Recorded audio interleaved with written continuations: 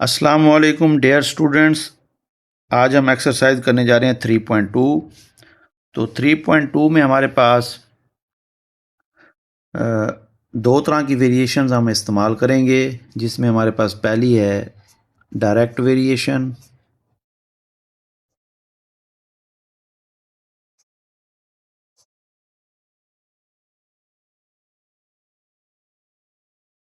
या इसको हम डायरेक्टली प्रोपोर्शनल भी कहते हैं।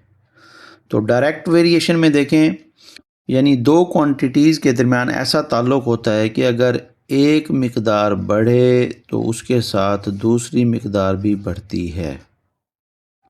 इसी तरह अगर एक मिकदार कम हो तो दूसरी मिकदार भी कम होती है। इसको हम कहते हैं डायरेक्ट वेरिएशन, यानी या दोनों मिकदारें बढ़ेंगी या दोनों मिकदारें कम होंगी।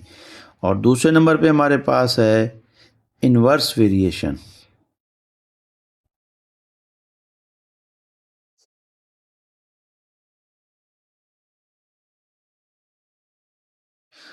इन्वर्स वेरिएशन में दो मिकदारों के दरमियान ऐसा ताल्लुक़ होता है कि अगर एक मिकदार बढ़ती है तो दूसरी उसी लिहाज से कम होती है।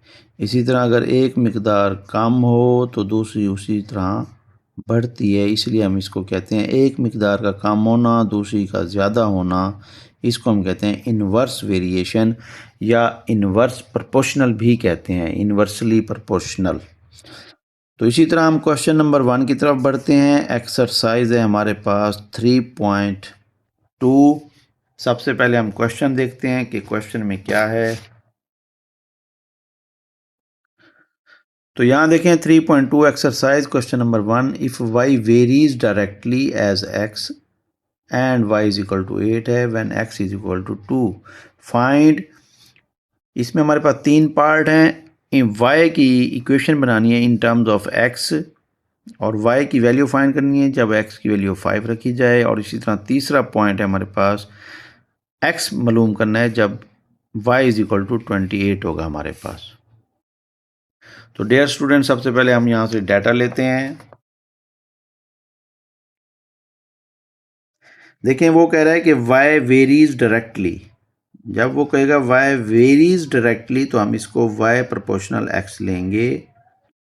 तो डियर स्टूडेंट, यहाँ दो बातें समझने की हैं कि या तो वो कहेगा वेरीज डायरेक्टली या फिर कहेगा इन्वर्स वेरीज।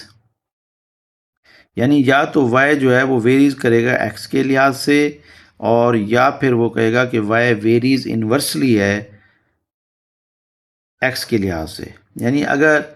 यानी डायरेक्ट प्रोपोर्शन लगेगी, यानी जैसे हमारे पास y प्रोपोर्शनल टू x है तो हम इसको ऐसे लिखेंगे। और अगर वो कहेगा कि y वेरीज इन्वर्सली है तो फिर हम उसको लिखेंगे y प्रोपोर्शनल टू 1/x। बहरहाल क्वेश्चन नंबर 1 में इस तरह की एक सिचुएशन है, वेरीज है डायरेक्टली, तो इसलिए हम y प्रोपोर्शनल टू x लगाएंगे।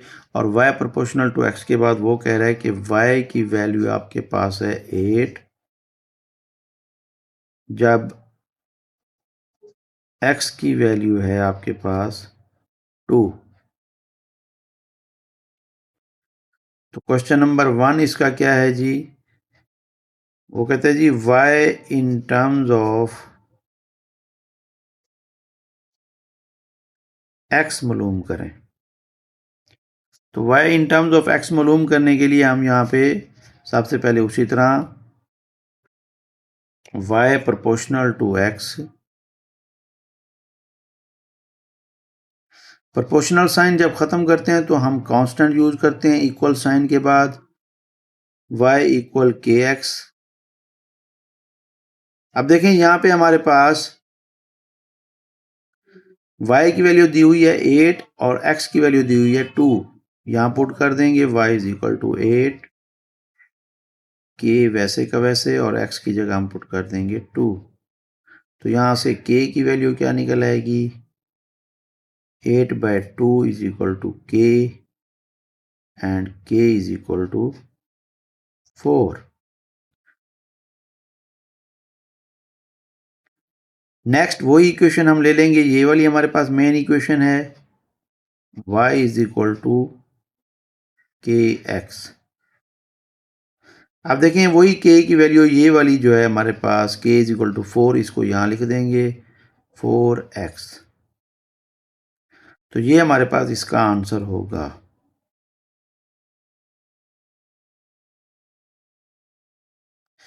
क्लियर हो गया बच्चों? तो ये क्वेश्चन नंबर 1 है। इसी तरह हम आते हैं सेकंड पार्ट की तरफ। सेकंड पार्ट है जी, वो कहते हैं y फाइंड करें।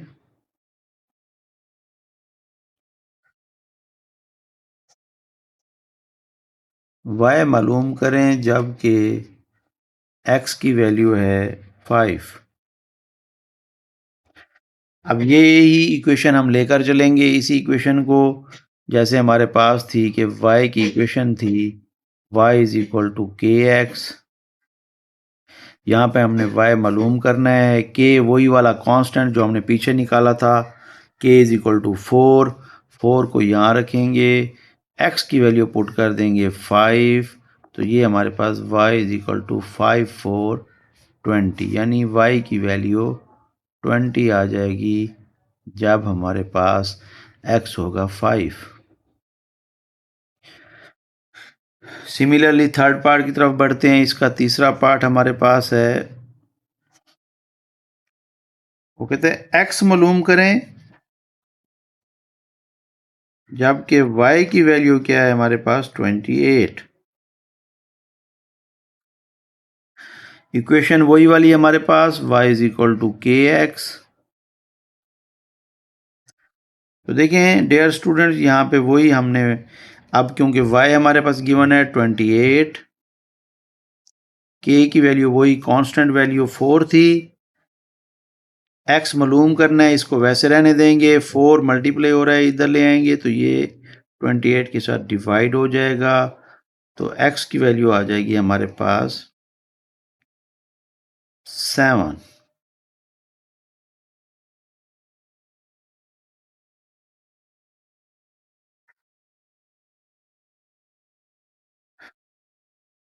उम्मीद है डियर स्टूडेंट ये क्वेश्चन नंबर 1 आपको समझ आ गया होगा।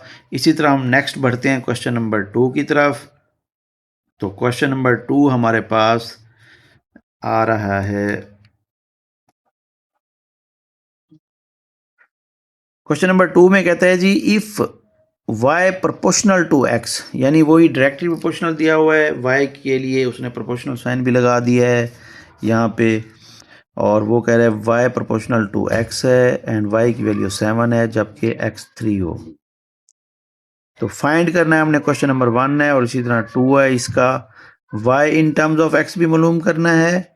सेकंड में हमने x मालूम करना है जब y 35 होगा, और इसी तरह y मालूम करना है जब x 18 होगा। तो सबसे पहले हम क्वेश्चन का डाटा लेते हैं हमारे पास। तो क्वेश्चन नंबर 2,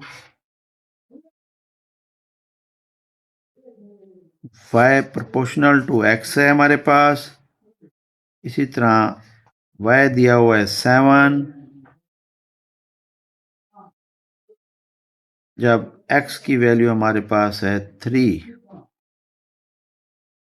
तो पार्ट 1 इसका है हमारे पास, वो कहता है जी y in terms of x। तो देखें ये y in terms of x का मतलब ये है कि वो असल में चाहता है कि इसकी इक्वेशन बनाए प्रॉपर, और वो भी कांस्टेंट की वैल्यू सब्स्टिट्यूट करके। तो देखें y प्रोपोर्शनल टू x है हमारे पास, हम लिखेंगे y प्रोपोर्शनल टू x। तो y प्रोपोर्शनल साइन ख़त्म करेंगे, इक्वल लगाएंगे और कांस्टेंट लगाएंगे साथ, और x वैसे। तो यहाँ से हमारे पास देखें y की वैल्यू थी 7। सबसे पहले हमारा टारगेट होता है कि हम k की वैल्यू निकालें। तो y देखें क्या दिया हुआ था 7, यहाँ 7 पुट करेंगे, k वैसे का वैसे, और x दिया हुआ है 3, इसकी जगह 3 पुट करेंगे। तो नेक्स्ट k के साथ 7 की तरफ जाके 3 डिवाइड हो जाएगा, 7/3 इज इक्वल टू k। तो ये देखें ये हमारे पास k की वैल्यू है।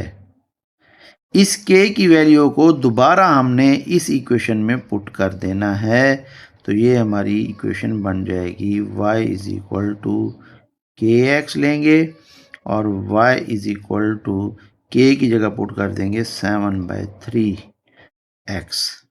तो ये वही चीज़ है कि y in terms of x मालूम करें, यानी ये है equation y in terms of x। Clear हो गया डियर स्टूडेंट्स? तो ये इसका आंसर है।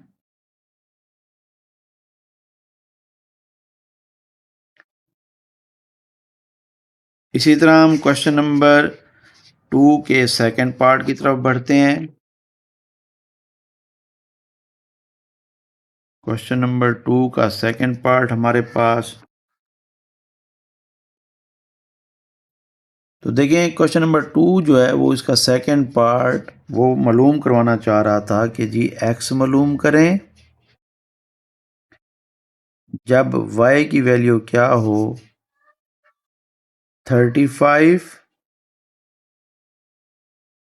और इसी तरह y मालूम करें जब x की वैल्यू क्या हो 18। ठीक हो गया डियर स्टूडेंट्स? तो ये हमारे पास इक्वेशन वही वाली है, इस्तेमाल करेंगे हम x इज इक्वल टू, यानी इक्वेशन थी हमारे पास y is equal to kx। ठीक हो गया, y is equal to kx। तो यहाँ पे हमारे पास आपको याद होगा कि y पीछे से हमने निकाला था 7/3। इस 7/3 को इस्तेमाल करेंगे, y की जगह 35 पुट करेंगे और x हमारे पास निकल आएगा। तो देखें y की वैल्यू पुट कर रहे हैं 35, k की जगह 7/3 इंटू x, क्योंकि हमने x मालूम करना है तो 3 मल्टीप्लाई डिवाइड हो रहा है 35 के साथ जाके मल्टीप्लाई हो जाएगा। इसी तरह 7x के साथ मल्टीप्लाई हो रहा है, इधर आके डिवाइड हो जाएगा और इधर बच जाएगा x। तो x आ जाएगा हमारे पास, 7 कटता है 35 से, 5 मल्टीप्लाई 3 एंड x आ जाएगा हमारे पास 5 3 15।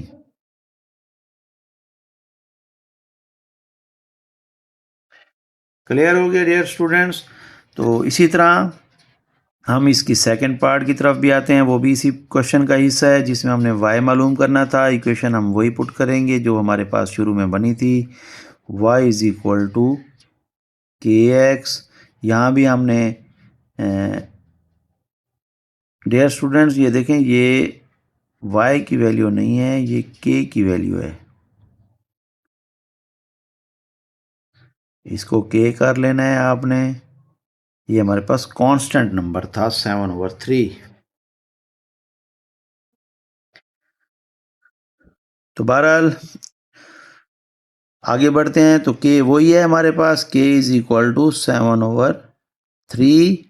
तो y मालूम करना है हमने, y is equal to k की जगह 7/3 और x आ जाएगा हमारे पास 18।